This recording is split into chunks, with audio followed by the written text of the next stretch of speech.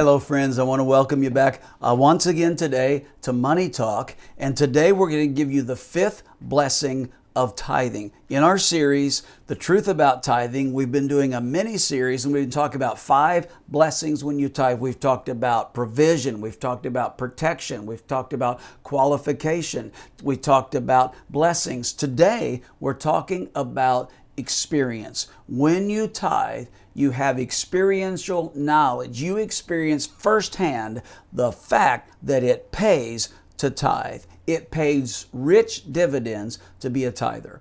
Over the years, I have heard so many stories when people tithe. They all of a sudden get new jobs that come to them with better pay. They find deals and items that they want to purchase with a much better price than they ever thought possible. Unexpected checks come in the mail to them right out of nowhere. On and on. For that reason, I've always said, and it is proven by hundreds of thousands of testimonies of Christian people, that people do not make a decision on whether or not to tithe for money or resources decisions. They make those decisions for other reasons.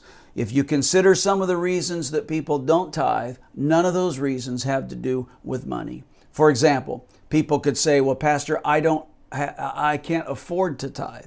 Well, that's not a legitimate response, because the reality is they can't afford not to tithe. God's favor upon the 90% will go farther than the 100% would apart from the blessing of God. Or they would say something like this, well, I don't have a passion to tithe.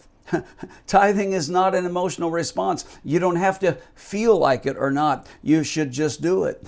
You know, I didn't have a passion to brush my teeth when I was a child, but I did it anyway because I knew that I needed to, and I was told to, and I reaped the benefits of it. Some people could say, well, I don't believe in tithing. Tithing is not a knowledge. It's not a belief. It's not an opinion. It is a kingdom law that will work in your life whether you believe in it or not. And lastly, it's not a resources issue. Have you ever heard this? Pastor, if I had more money, I would tithe. If I had more resources, I would be more generous with the resources I have. Let me tell you what. Having more resources will not make it easier to be a giver. It will actually make it harder. Now listen to me. If it's hard to give the first dollar of the $10 that you have in your pocket, how much easier do you think it's going to be to give the first $100,000 off of $1 million that God might provide for you? No, greater resources are not going to make it easier to give. They're going to make it harder to give. That's the miracle of God's plan of proportional giving through the principle of tithing. Lastly, people could say, well, I'm just not a spiritual person. Tithing's not a holiness issue. It's not any of these things. It is an honor issue. When we honor the Lord, we qualify ourselves and we experience firsthand the favor of God's blessings in our life.